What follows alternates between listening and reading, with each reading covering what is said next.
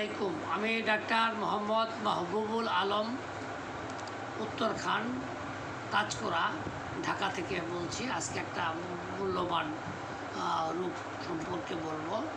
অনেকেই জিজ্ঞাসা করলে বলে কেমন আছেন, সোজা বাক্যে বলে ভালো আছি এরকম না, বলে আছি মোটামুটি।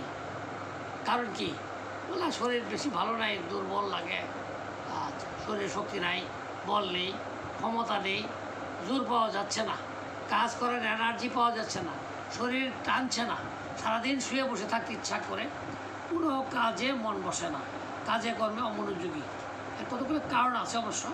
রক্তশূন্যতা দেখা দিলে হয়, ডায়রিয়া পাতলা পায়খানা হলে হয়, বাচ্চা হওয়ার পর থেকে মেয়েদের শরীর দুর্বলতা হয়, জ্বর হওয়ার কারণেও শরীর দুর্বলতা দেখা দেয়, অতিরিক্ত মাসিক দীর্ঘদিন যাবৎ মাসিক চলতেছে, রক্তশূন্যতায় ভুগে এই কারণে দুর্বলিত হয়।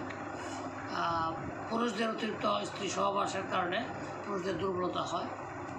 মহিলাদের অতিরিক্ত সাদা স্রাবজনিত কারণে দুর্বলতা হয়, অনেকের বার্ধক্যজনিত কারণে দুর্বলতা হয়, উদ্বেগ দুশ্চিন্তাজনিত কারণে অ্যাংজাইটি বা ডিপ্রেশনের কারণে হয়, ডায়াবেটিকের কারণে হয়, ভালো ঘুম না হওয়ার জন্য ঘুম ভাব থাকে, সারাদিন ক্লান্তি অলসতা ইত্যাদি দেখা দেয়। কাজেই নানান কারণ থেকে দুর্বলতা রোগের সৃষ্টি হয়। আমরা হোমিওপ্যাথিতে এরকম রোগের চিকিৎসা করি না, রোগীর চিকিৎসা করি। We treat the patient but not the disease.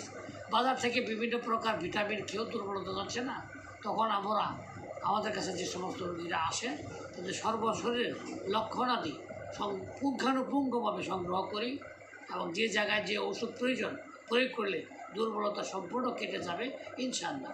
আমার দীর্ঘ 40 বছর অভিজ্ঞতায় অনেক শারীরিক দুর্বলতার ধরুন লক্ষণভেদে ওষুধ প্রয়োগ করে অনেক সফলতা লাভ করতে পেরেছি। দুর্বলতার জন্য কোনো ভিটামিন না খেয়ে তাজা ফলমূল, তাজা শাকসবজি খাওয়া উত্তম।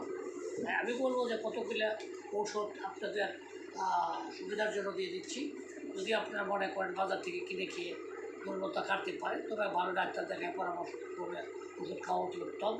এতে আমাদের যেমন একটা ওষুধ আছে avena sativa mother tincture, acid phos, gelsemium, china mother tincture, ফেরাবেট, আর্সেনিক অ্যাল্প, হাইড্রাস্টিস, কেলিকার, হেমামেলিস, কার্বোভ্যাস এবং বায়োকেমিক জন্য কেলিফস, ক্যালকেরিয়া ফস, ফেরাফস ইত্যাদি মেডিসিন প্রয়োগ করার ফলে দুর্বলতা অনেকটাই কেটে যাবে।